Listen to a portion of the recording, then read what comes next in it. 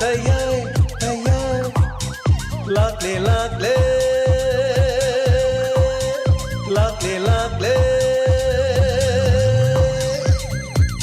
Inspector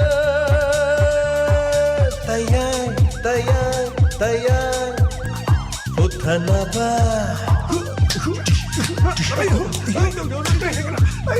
Kanbinaba Thank you sir Welcome Uthanaba Kanbinaba Inspector Tayai Tayai Tayai Lakle Lakle Inspector Tayai gi ahum subata ka pudana lakse Asumna Inspector Tayai Police Station lak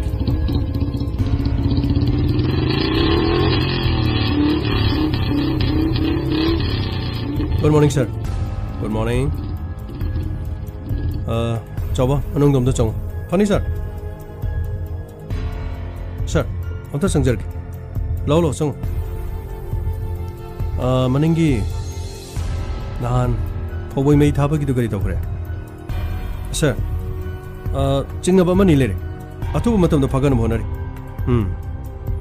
makhoi chang thek phabaga mamangi chahida phoboi mei thagi bisingdo mari leinabra haina wahang pang togadabani aduga lemna mata tharoidabani yai haina sum tobuse lamdam nagador makhoi guma ke asina lamdam si chinda hala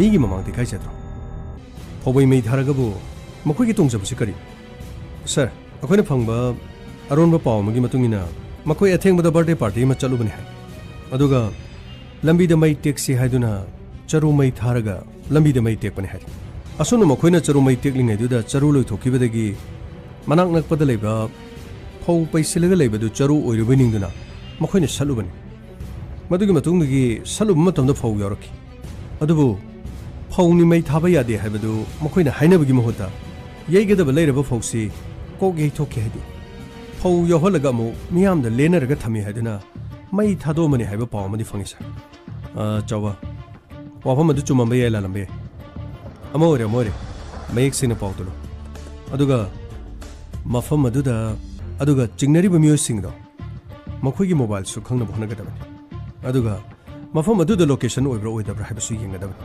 afani sir madugi damak sem saba loijare ai sungarang di meeting ma chaludana khara thengre sasi su wabada lore ado atai te case la so dum hairo fani sir duga chawba informer sing adu da makhoi ne piri ba paw do sing borabadi ngasi numidang waram phawgi manungda phawbai mei thaba sing do phana bhona gadaba aduga khoi gi tim chana no sem saw hayo fani sir manung dam ta changjagi ba ai inspector am to unajagi ngai khongai ya hero sar do ngarang atheng mod meeting ma yaurubagi yamna wabana lori nangi wado khoi da dum hayo kari wano nangna hainingise nati manung dam ta changjagi chawba kanano ma panang ngai dubo sangalo kunja singna lakwa matamda ayet apan pigano kunja singna lakwa matamda makhoina haribo wakat do tagadaba sangalo funny sir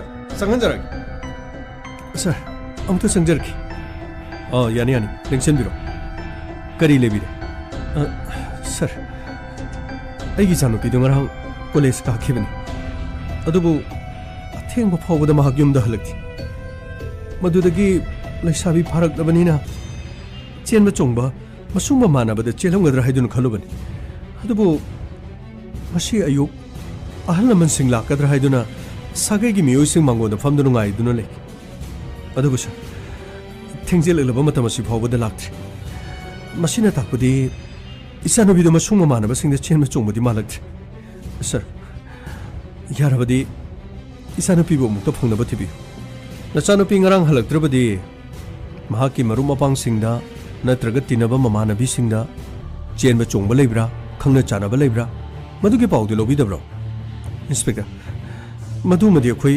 hangjahoktre akhoi ge soiba haibabu maduni haujiki matamdane chenba chongba tobusi asumna halaktrabadi lamdam sigi oina chanabidi chenba chongba toromgadra haiduna akhuna su ayuk phobu ngai dunu leiruri hoi adubudi chumi akhoi gi lamdam sigi chanabi ꯑꯗꯨꯕꯨ ꯑꯃꯝꯕ ꯊꯦꯡꯕ ꯐꯥꯎꯕꯗ ꯅꯆꯥꯅꯨꯄꯤ ꯍꯜꯂꯛꯇ꯭ꯔꯕꯗꯤ ꯄꯨꯂꯤꯁꯇ ꯄꯥꯎ ꯑꯃ ꯄꯤꯔꯒ ꯅꯆꯥꯅꯨꯄꯤ ꯍꯜꯂꯛꯇ꯭ꯔꯦ ꯍꯥꯏꯕꯗꯤ ꯈꯪꯍꯟꯕ ꯐꯕꯅꯤ ꯑꯦꯅꯤꯋꯦ ꯑꯩꯈꯣꯏꯒꯤ ꯂꯝꯗꯝ ꯑꯁꯤꯒꯤ ꯆꯠꯅꯕꯤꯅꯤ ꯃꯆꯥꯅꯨꯄꯤꯅ ꯍꯜꯂꯛꯇ꯭ꯔꯕꯁꯨ ꯆꯦꯟꯕ ꯆꯣꯡꯕ ꯃꯔꯨꯞ ꯃꯄꯥꯡ ꯃꯥꯒ ꯇꯤꯟꯅꯕꯁꯤꯡꯗ ꯆꯦꯜꯂꯝꯕ ꯌꯥꯏ ꯍꯥꯏꯗꯨꯅ ꯈꯟꯕ ꯑꯣꯏꯕ ꯌꯥꯏ ꯑꯗꯣ ꯅꯈꯣꯏꯅ ꯆꯤꯡꯅꯕꯗꯤ ꯀꯅꯥ ꯀꯅꯥ ꯂꯩꯕꯒꯦ ꯏꯟꯁꯄꯦꯛꯇꯔ ꯀꯅꯥꯃꯠꯇ ꯆꯤꯡꯅꯕ ꯂꯩꯇꯦ ꯃꯁꯨ ꯃꯃꯥꯟꯅꯕꯤ ꯃꯍꯥꯛꯀ ꯇꯤꯟꯅꯕꯤ ꯃꯈꯣꯏꯗ ꯂꯣꯏꯅ ꯍꯪꯕ ꯃꯇꯝꯗ ꯃꯍꯥꯛꯅ ꯈꯪꯅꯕ ꯆꯦꯟꯕ ꯆꯣꯡꯒꯗꯕ ꯑꯗꯨꯒꯨꯝꯕ ꯃꯤ ꯑꯃꯠꯇ ꯂꯩꯇꯦ ꯍꯥꯏ ꯃꯍꯥꯛꯀ ꯈꯔ ꯈꯔ ꯈꯪꯅꯖꯕ ꯑꯃꯈꯛꯇꯤ ꯂꯩ ꯑꯗꯨꯕꯨ ꯃꯍꯥꯛꯁꯨ ꯃꯄꯥꯟ ꯂꯝꯗ ꯁꯤꯐꯥꯏ ꯑꯣꯏ ꯍꯥꯏꯕ꯭ꯔꯥ ꯀꯔꯤꯅꯣꯃ ꯍꯥꯏ ꯃꯍꯥꯛꯇꯤ ꯌꯨꯝꯗ ꯂꯩꯇꯦ ꯍꯥꯏ ꯑꯗꯨꯗꯤ ꯋꯥꯐꯝꯁꯤ ꯂꯨꯒꯗꯧꯔꯤꯅ ꯑꯗꯨ ꯅꯠꯇꯕ ꯀꯣꯂꯦꯖꯇ ꯇꯤꯟꯅꯕ ꯃꯍꯥꯛꯀꯤ ꯃꯃꯥꯟꯅꯕꯁꯤꯡ ꯋꯥꯔꯤ ꯍꯪꯕ ꯃꯇꯝꯗ ꯀꯣꯂꯦꯖꯇꯒꯤ ꯌꯨꯝꯗ ꯅꯤꯡꯊꯤꯅ ꯃꯇꯝ ꯆꯥꯅ ꯍꯟꯈꯤ ꯍꯥꯏꯕ꯭ꯔꯣ ꯃꯈꯣꯏꯅ ꯍꯥꯏꯕꯗꯗꯤ ꯀꯣꯂꯦꯖꯇꯒꯤ ꯊꯣꯔꯛꯄꯒ ꯌꯨꯝꯗ ꯆꯠꯀꯅꯤ ꯍꯥꯏꯗꯨꯅ ꯑꯗꯨꯝ ꯆꯠꯈꯤ ꯍꯥꯏ ꯐꯔꯦ ꯃꯃꯥꯟꯅꯕꯤꯁꯤꯡꯗꯣ ꯑꯗꯨꯒꯤ ꯃꯤꯡ ꯂꯩꯔꯕꯗꯤ ꯃꯄꯥꯟꯗ ꯆꯥꯎꯕ ꯂꯩꯔꯦ ꯆꯥꯎꯕꯗ ꯃꯃꯥꯟꯅꯕꯤꯁꯤꯡꯗꯨꯒꯤ ꯃꯃꯤꯡ ꯏꯕꯤꯔꯝꯃꯨ ꯑꯗꯨꯒ ꯌꯥꯔꯤꯕ ꯃꯈꯩ ꯃꯃꯥꯟꯅꯕꯤꯁꯤꯡꯗꯣ ꯑꯗꯨꯒꯤ ꯅꯝꯕꯔ ꯈꯪꯂꯕꯗꯤ ꯅꯝꯕꯔꯁꯨ ꯏꯕꯤꯔꯝꯃꯨ ꯑꯗꯨꯒ ꯅꯆꯥꯅꯨꯄꯤꯒꯤ ꯃꯤꯡꯗꯨ ꯀꯔꯤ ꯍꯥꯏꯕ ꯁꯥꯔ ꯄꯥꯛꯄꯤ ꯍꯥꯏꯕꯅꯤ ꯑꯣ ꯑꯗꯨꯗꯤ ꯄꯥꯛꯄꯤꯒꯤ ꯐꯣꯇꯣꯗꯤ ꯑꯗꯣꯝꯗ ꯌꯥꯎꯕꯤꯕ꯭ꯔꯥ ꯁꯥꯔ ꯐꯣꯇꯣꯁꯤꯗ ꯂꯩꯖꯔꯦ ꯁꯤ ꯂꯩꯖꯔꯦ ꯁꯥꯔ ꯑꯣ ꯐꯔꯦ ꯑꯩꯈꯣꯏ ꯌꯥꯝ ꯊꯨꯅ ꯊꯤꯅꯕ ꯍꯣꯠꯅꯈꯤ ꯑꯗꯣꯝꯒꯤꯁꯨ ꯐꯣꯟ ꯅꯝꯕꯔꯗꯣ ꯆꯥꯎꯕꯗ ꯄꯤꯔꯝꯃꯨ ꯁꯥꯔ ꯄꯩꯁꯥ ꯀꯌꯥ ꯊꯝꯖꯔꯝꯒꯅꯤ ꯁꯥꯔ ꯀꯔꯤꯅꯣ ꯍꯥꯏꯕꯤꯔꯤꯗꯨꯕꯣ ꯑꯗꯣꯝꯒꯤ ꯏꯆꯥꯅꯨꯄꯤ ꯃꯥꯡꯈ꯭ꯔꯒ ꯏꯆꯥꯅꯨꯄꯤ ꯃꯥꯡꯈꯤꯕꯒꯤꯗꯃꯛ ꯑꯩꯈꯣꯏꯗ ꯄꯩꯁꯥꯗꯤ ꯀꯔꯤꯒꯤꯅꯣ ꯁꯥꯔ ꯑꯩꯗꯤ ꯉꯔꯥꯡꯗꯒꯤ ꯄꯨꯂꯤꯁꯇ ꯆꯠꯁꯦ ꯍꯥꯏꯕꯅꯤ ꯑꯩꯒꯤ ꯏꯅꯥꯎꯅꯨꯄꯥ ꯑꯃꯅ ꯄꯨꯂꯤꯁꯀꯤ ꯃꯅꯥꯛꯇ ꯆꯠꯂꯕꯗꯤ ꯁꯦꯜ ꯇꯤꯡꯒꯅꯤ ꯊꯤꯕ ꯍꯨꯝꯕꯗ ꯒꯥꯔꯤ ꯊꯥꯎ ꯍꯥꯟꯅꯕ ꯑꯗꯨꯒ ꯀꯔꯤꯅꯣ ꯈꯔ ꯍꯥꯏꯔꯛꯄ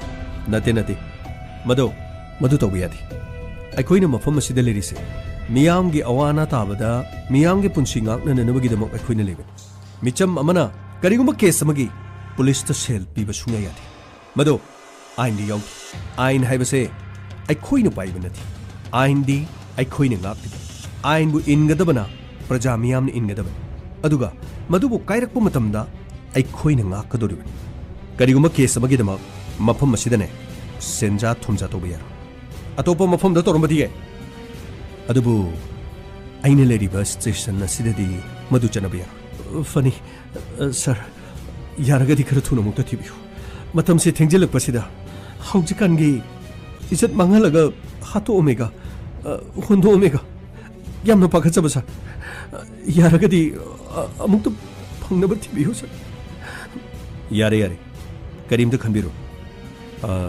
मपानद चौब लेबिन चौबद डिटेल्स नचानुपिगी नंबर न चिंगबद लोइना पिबिरो चौबा sir अहनसिगे महाकी Ming लेफम अदुगा ममानबी सिंगी ममिंग अमदी number मांगखिबा नुपी मसासिगी महाकी number लोइना masher funny sir on सोमद तोपिरो Som मपानद लेजरे सोमद इरसे सोमद तोपिरो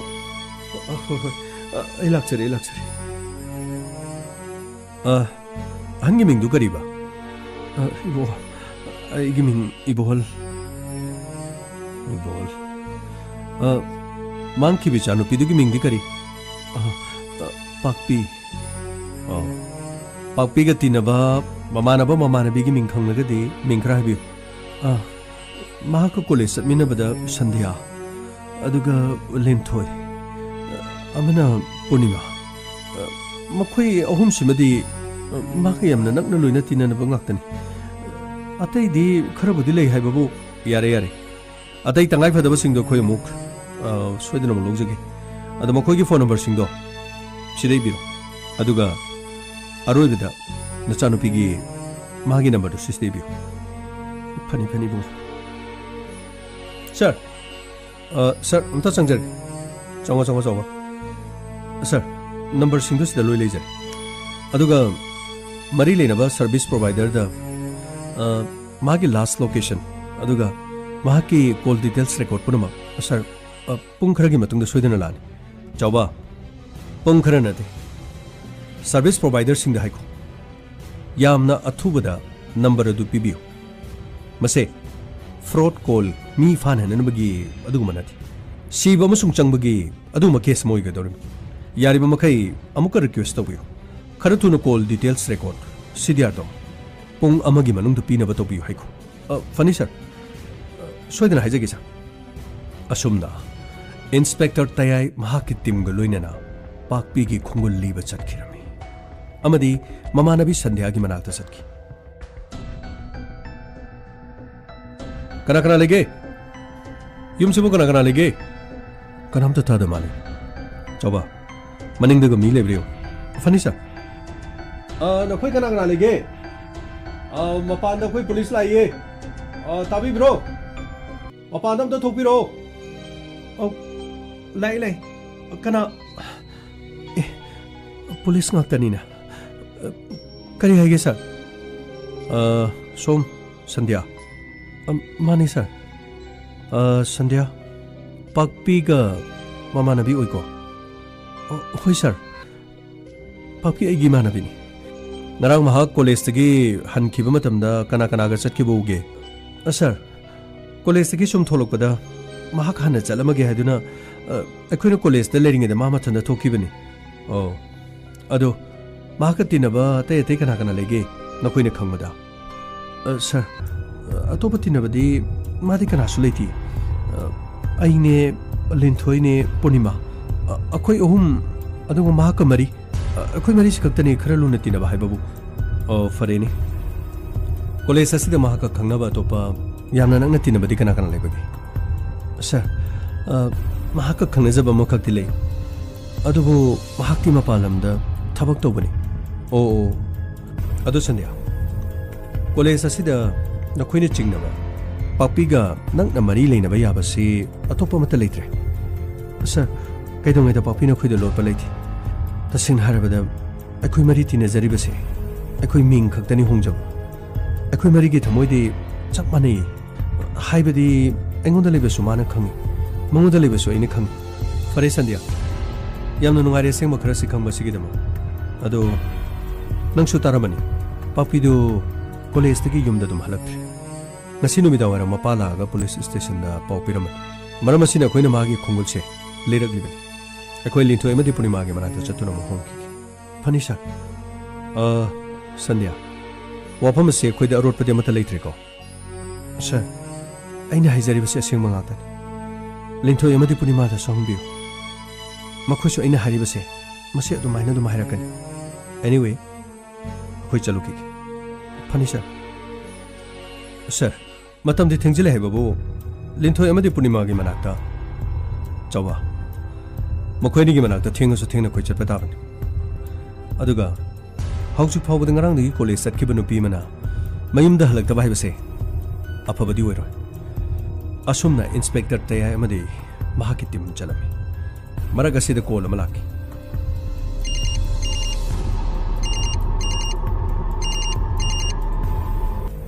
excuse me sir call malai sir hello kari kada waida iril turil mapanda kaino haisibo wakhan gan tari bro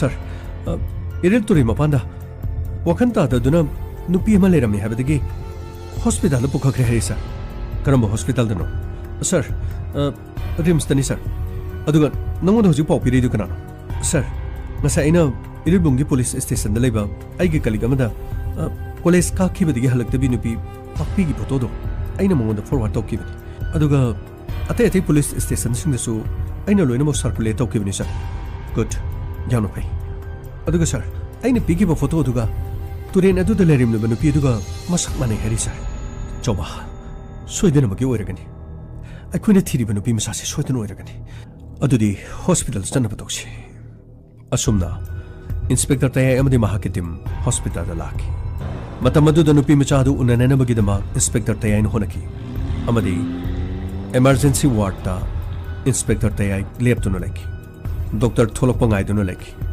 amadi doctor tholaki doctor nupi macha du gi phibam karam toru bagi inspector phibam sikitang luri hojik si wangang bakot pakari metang amtre mahaki phibam si khara luga dori adu doctor mahaki statement amati koi logu pami karma matam da yagani Sorry, Inspector.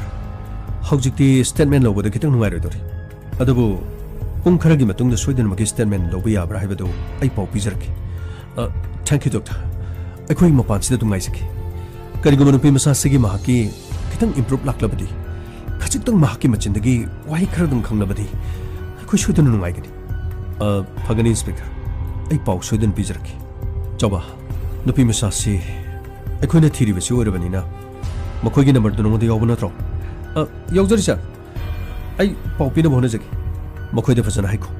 Hospital asida law haiko. Aduga yamna pakhana pau du tamgar. Imung manungna pakhatana na ba pau du tamgar. Phani sir.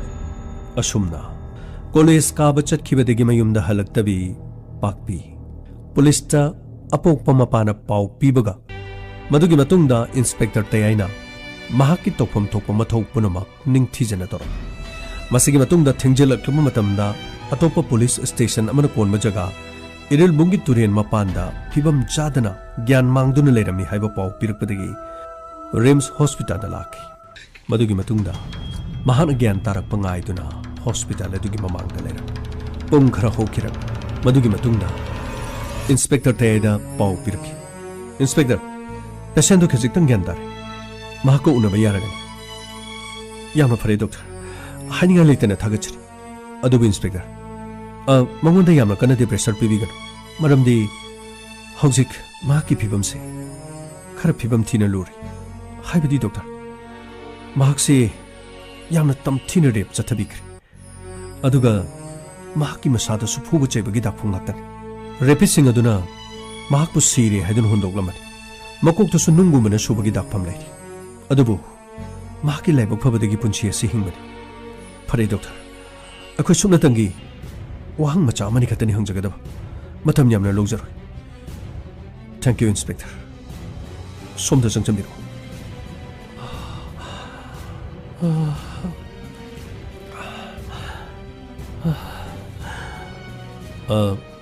Papi, nangi siguma thawdoksida kana kanano. Nangna masak maming khangba yawbra. Ai ningsingba thokte. Nate, Papi. Akhoi bu kigano. Akhoi police ni. Aseng masing do hayo. Tamthirba nangi siguma thawdoksida nangna masak khangba mi ama khaktang na hayo. Dada. Matam kuinagi mamangdagi ingonda nungsi haina hairakpa Johnny. Kari? Johnny. Haibadi apokpa Chandra. Mane dada. Mahakne. Aduga makhoi mi ani ahum masusui. Makhoi di kanano haiba khangde. Dada. Aigi ijat ase amuk hana halaroi ko dada. Nati Papi. Namung ai leri basini. Nati Papi. Ichalbo siguma phibam da lakiba mi punumakto. Soidana dandi pigani.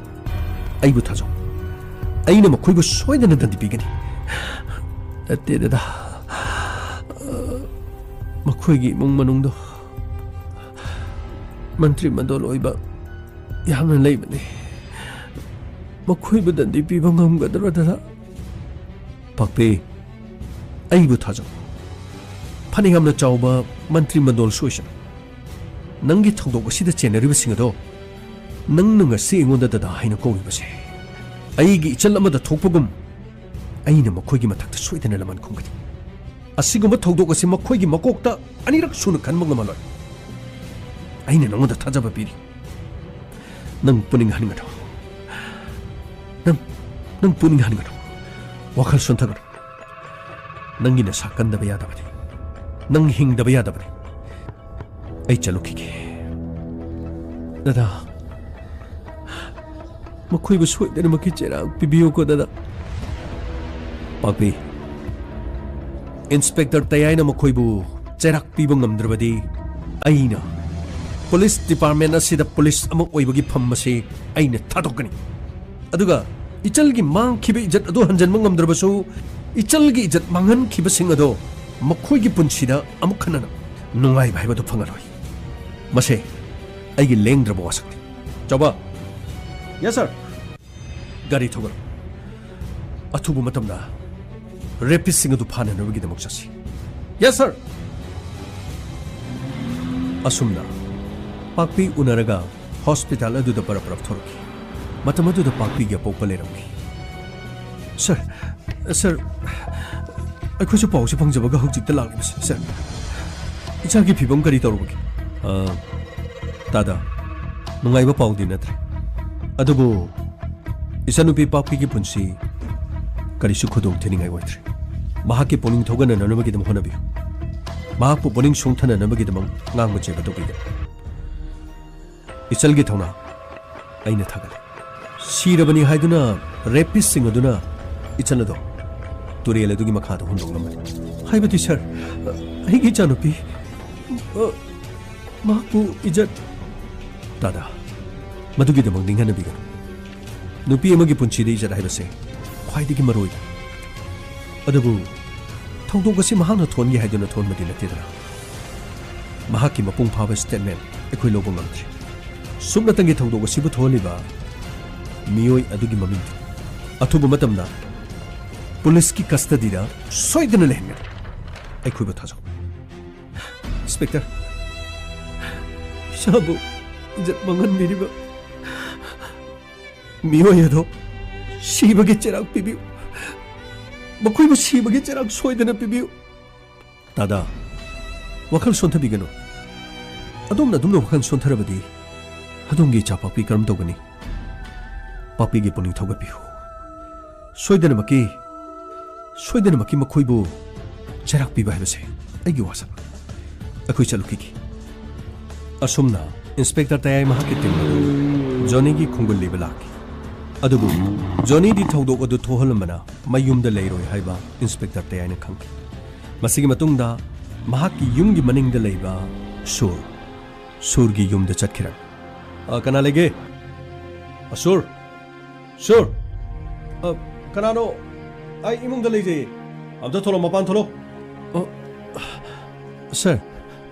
Kari le rege sir. Nangarang kai sake. Sir. Ai yumda dum leje. Yumda le habse sengabro. Sir. Aseng mani. Thajadraga koi pabung da hangbiu. Ngarang de khoi gi lau khawba.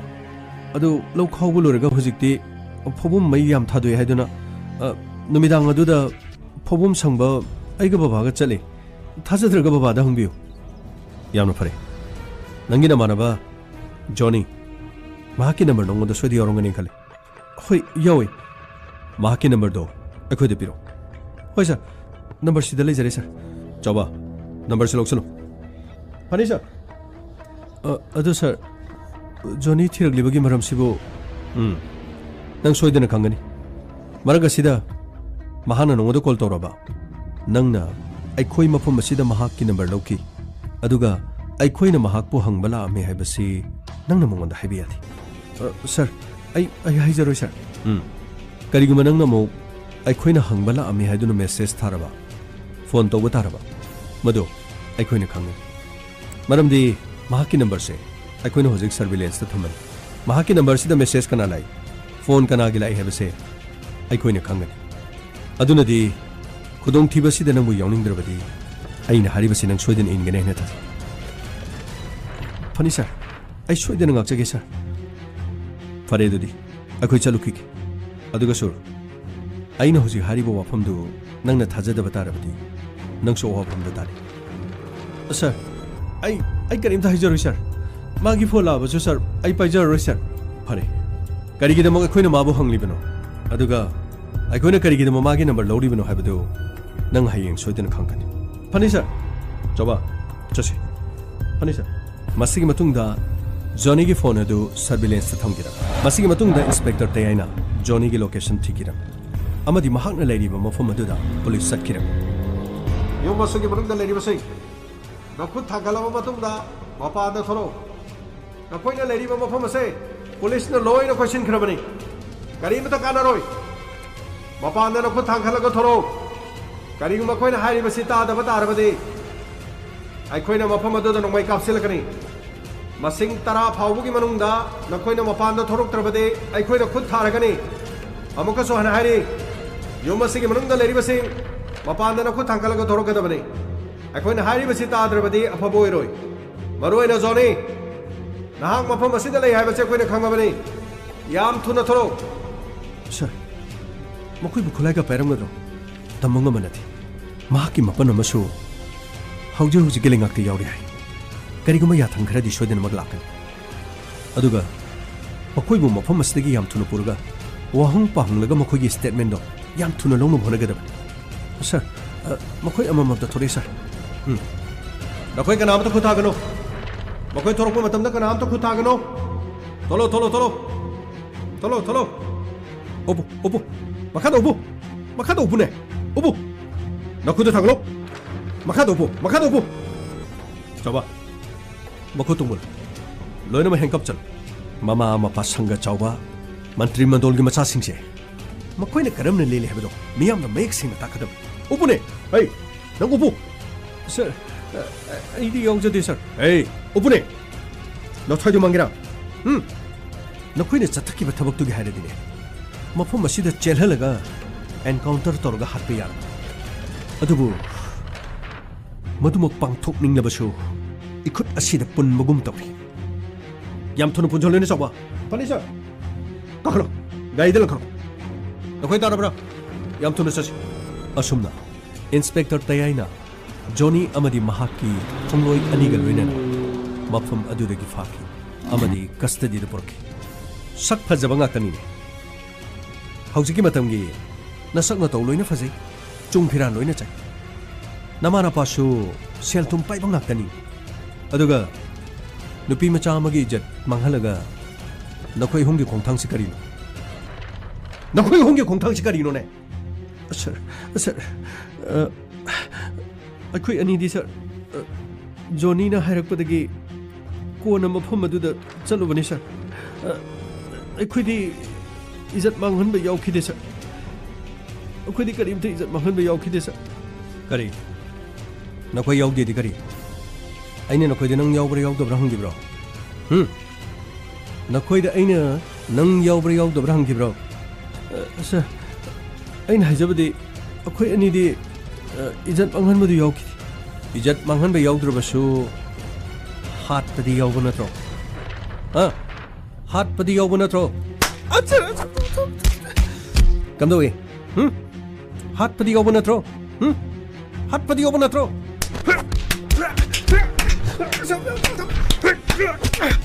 इखुद असी पेंदेने इखुद असीना फुबदु पेंदेने नखोय इज्जत मांगहनबदि यावदे हातपदि यावै हाबो नत्रो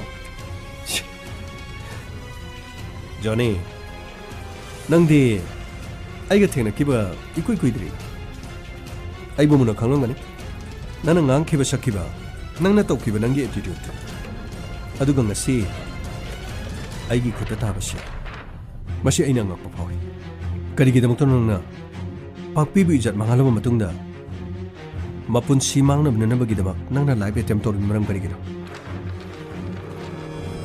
haibani ne aingodu khutta birakanu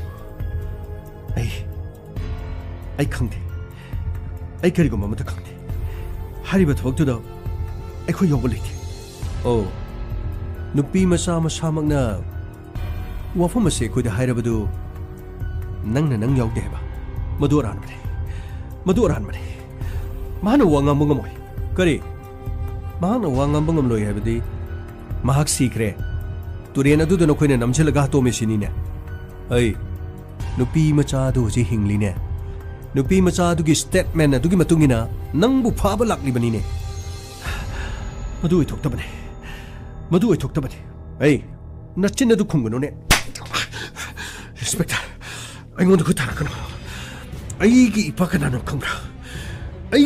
खंग्रा नंगी नपानो ओइनिंगोसन नंगी नपंदो हौजिक लेंगा पारि बस्ते यौ Hepburn नत्रो अदुगा नंगी नपादनो मनाउनो पाने हेबन नत्रो नखोइसे अमना चावरिन नंगी नपंदुबु चही क्या गिनो चही मंगा चही तरा मंगा नखोइना सुगुम लमचा चलबदिने नखोइगी नपंदुना अफब थबक तौरबसु मथंगी ओलकपददि कारोई मथंगी ओलकपददि प्रजाना खुबीदो ममाई लेगे दोरिबो ꯅꯪꯒꯨꯝꯕꯒꯤ ꯂꯝꯆꯠ ꯁꯥꯖꯠ ꯑꯗꯨꯗ ꯄ꯭ꯔꯖꯥꯅ ꯌꯥꯒꯗ꯭ꯔꯣ?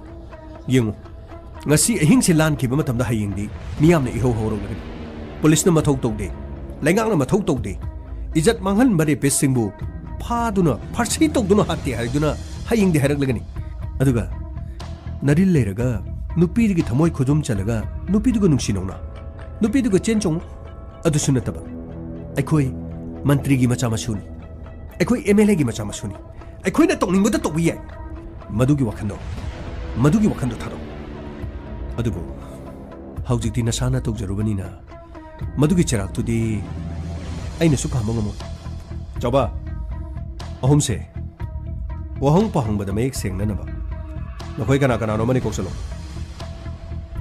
ꯃꯃꯤꯠ ꯃꯃꯥꯏ ꯄꯨꯟꯁꯜꯂꯣ, ꯅꯈꯣꯏ ꯀꯅꯥꯅ ꯐꯨꯔꯤꯕꯅꯣ ꯆꯩꯔꯤꯕꯅꯣ ꯈꯪꯗꯅꯕ, ꯑꯗꯨꯒ ꯇꯦꯕꯜ ꯑꯁꯤꯗ ꯎꯐꯜꯂꯨ, ꯃꯀꯣꯛꯇ ꯁꯣꯍꯟꯒꯅꯨ꯫ ꯈꯣꯡꯈꯥ ꯑꯁꯤꯗꯅꯦ ꯅꯈꯣꯏ ꯑꯃꯃꯝꯅ ꯆꯩ ꯆꯥꯝꯃ ꯀꯜꯂꯨ, ꯑꯗꯨꯒ ꯑꯊꯦꯡꯕꯗ ꯑꯩ ꯃꯔꯣꯟ ꯁꯦꯡꯕ꯭ꯔꯥ ꯁꯦꯡꯗꯕ꯭ꯔꯥ ꯍꯥꯏꯕꯗꯨ ꯍꯪꯒꯦ꯫ ꯐꯅꯤ ꯁꯥꯔ, ꯑꯗꯨꯒ ꯁꯥꯔ, ꯃꯄꯥꯟꯗ ꯖꯣꯅꯤꯒꯤ ꯑꯄꯣꯛꯄꯗꯨ ꯉꯥꯏꯗꯨꯅ ꯂꯩꯔꯤ꯫ ꯀꯔꯤꯒꯤ? ꯃꯐꯝꯁꯤꯗ ꯀꯔꯤꯒꯤ? ꯐꯔꯦ, ꯑꯩ ꯋꯥꯔꯤ ꯁꯥꯒꯦ꯫ ꯃꯄꯥꯒ ꯑꯩꯒ ꯋꯥꯔꯤ ꯁꯥꯟꯅꯔꯤꯉꯩꯗ ꯃꯐꯝ ꯑꯁꯤꯗ ꯃꯈꯣꯏꯕꯨ ꯐꯨꯕ ꯆꯩꯕꯒꯤ ꯃꯈꯣꯟꯗꯣ ꯈꯔ ꯍꯧꯅ ꯇꯥꯍꯜꯂꯣ꯫ ꯐꯅꯤ ꯁꯥꯔ꯫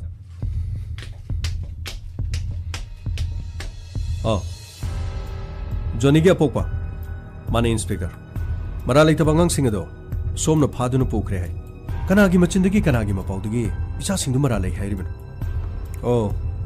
ꯑꯩꯈꯣꯏꯅ ꯇꯧꯔꯤꯕ ꯊꯕꯛꯁꯤ ꯌꯥꯝꯅ ꯊꯥꯖꯕꯤꯗꯕꯒꯤ ꯋꯥꯅꯤ꯫ ꯃꯔꯝ ꯂꯩꯇꯅ ꯏꯟꯁꯄꯦꯛꯇꯔ ꯇꯌꯥꯏꯅ ꯃꯤ ꯑꯃꯠꯇ ꯐꯥꯗ꯭ꯔꯤ꯫ ꯑꯗꯨꯒ ꯑꯩꯅ ꯇꯧꯔꯤꯕ ꯊꯕꯛꯁꯤꯡꯁꯦ ꯑꯥꯏꯟꯒꯤ ꯃꯇꯨꯡ ꯏꯟꯅ ꯑꯩꯅ ꯇꯧꯐꯝ ꯊꯣꯛꯄ ꯊꯕꯛ ꯑꯗꯨ ꯉꯥꯛꯇꯅꯤ꯫ ꯃꯔꯝ ꯂꯩꯇꯅ ꯐꯥꯗꯦ ꯍꯥꯏꯕꯒꯤ ꯃꯍꯨꯠꯇ ꯑꯗꯣꯝꯒꯤ ꯏꯆꯥꯁꯦ ꯑꯩꯈꯣꯏꯅ ꯍꯥꯠꯀꯗꯕ ꯅꯠꯇꯦ꯫ ꯃꯥꯅ ꯇꯧꯖꯔꯤꯕꯗꯨꯒꯤ ꯃꯇꯨꯡ ꯏꯟꯅ ꯃꯍꯥꯛꯅ ꯆꯩꯔꯥꯛ ꯐꯪꯒꯗꯕꯅꯤ꯫ ꯑꯗꯣꯝꯅ ꯊꯦꯡꯅꯕꯤꯒꯦ ꯍꯥꯏꯔꯁꯨ ꯀꯣꯔꯠꯇ ꯆꯠꯄꯤꯔꯒ ꯀꯣꯔꯠꯀꯤ ꯆꯦ ꯄꯨꯕꯤꯔꯣ꯫ ꯑꯩꯈꯣꯏꯅ ꯇꯧꯖꯔꯤꯕꯁꯦ ꯃꯇꯤꯛ ꯆꯥꯕ ꯑꯩꯈꯣꯏꯗ ꯑꯦꯕꯤꯗꯦꯟꯁ ꯂꯩꯔꯒꯅꯤ ꯑꯩꯈꯣꯏꯗ ꯑꯥꯏꯟ ꯇꯥꯛꯁꯟꯕꯤꯔꯛꯀꯅꯨ꯫ ꯏꯟꯁꯄꯦꯛꯇꯔ, ꯋꯥꯁꯤ ꯌꯥꯝꯅ ꯆꯥꯎꯊꯣꯛꯇ꯭ꯔꯤꯉꯩꯗ ꯁꯣꯝꯒꯤ ꯀꯌꯥꯅꯣ ꯑꯩꯈꯣꯏꯅ ꯄꯤꯗꯣꯏꯁꯦ? ꯑꯩꯈꯣꯏꯅ ꯄꯤꯒꯗꯕꯗꯣ ꯑꯗꯨꯝ ꯍꯥꯏꯕꯤꯔꯛꯎ꯫ ꯃꯌꯥꯝꯅ ꯄꯤꯅꯔꯤꯕ ꯆꯥꯡꯗꯨꯗꯒꯤ ꯑꯩꯈꯣꯏꯅ ꯑꯗꯨꯝ ꯍꯦꯟꯅ ꯄꯤꯅꯕ ꯍꯣꯠꯅꯒꯦ꯫ ꯀꯔꯤ? ꯄꯩꯁꯥꯔꯣ? ꯐꯔꯦꯅꯤ, ꯄꯩꯁा पीगे हरगना। चौबा, yes sir. अखोइगे camera लेदो पुथरो। अदुगा Mopa Ibungo से पैसा पीगे हरी। फजन निंगथीजन मचा नुपागी पुंसी कन्ननबगिदमा अखोइदा पैसा पीगे हाय हाइबदो महाकी खोंजेल अमदि फुरिखाउदगी पैसा सटपदो कैमरादोन निंगथीजन नमुला।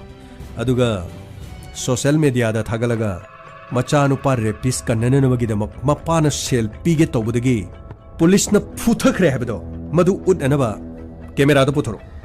इंस्पेक्टर, वाफम से यामना लाना सकिदोरे।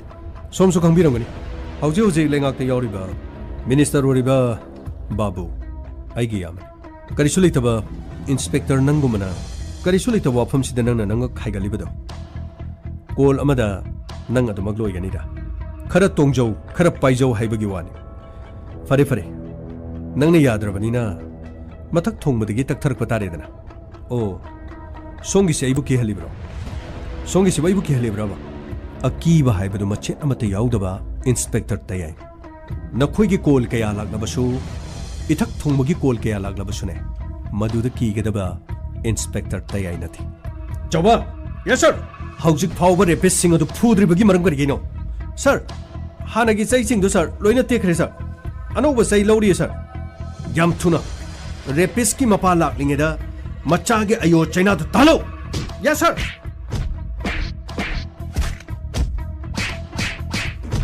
खंगनी इंस्पेक्टर, नंग नंग ngakchok thepa nangge na thakta kari tobunga mi habdu yem। ओए मफम से नंगी नयुम नते खोंजेल दो नेमथो पुलिस ऑफिसर मद वंगांग कमजाउ हुनबगिदमा लॉकअप त पुछलगा अरेमदा चैचा गेट आउट खंगनीदना नंगी न थकत करी तो ngami habdiyo isanu baji phuri amthina phukreda sir ngahak lerbadi aso sangi call soidana lagni laksanu chawba lakpagi su lakpagi thokpa inspector tayaina pumnamak thengnagani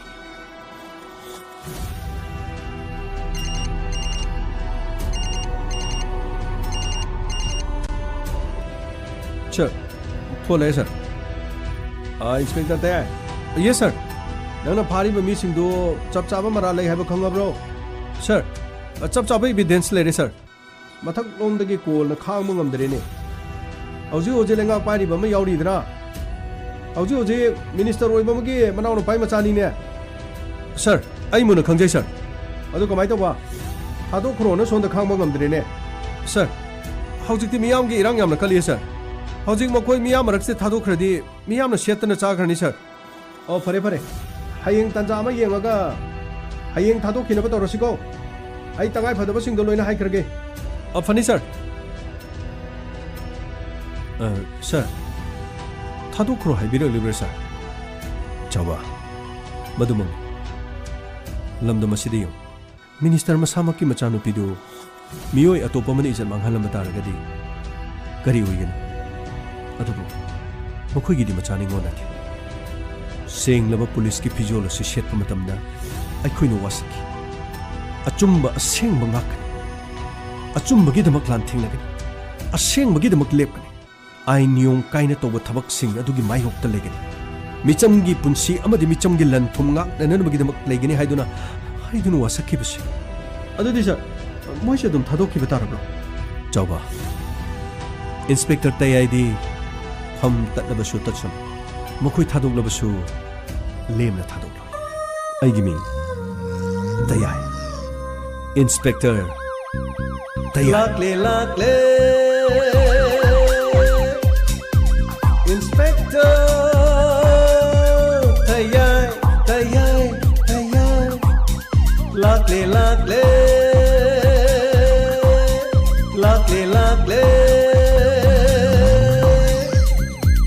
inspector तैयार तैयार तैयार उठनबा कनबीनाबा थैंक यू सर वेलकम उठनबा कनबीनाबा इंस्पेक्टर तैयार तैयार तैयार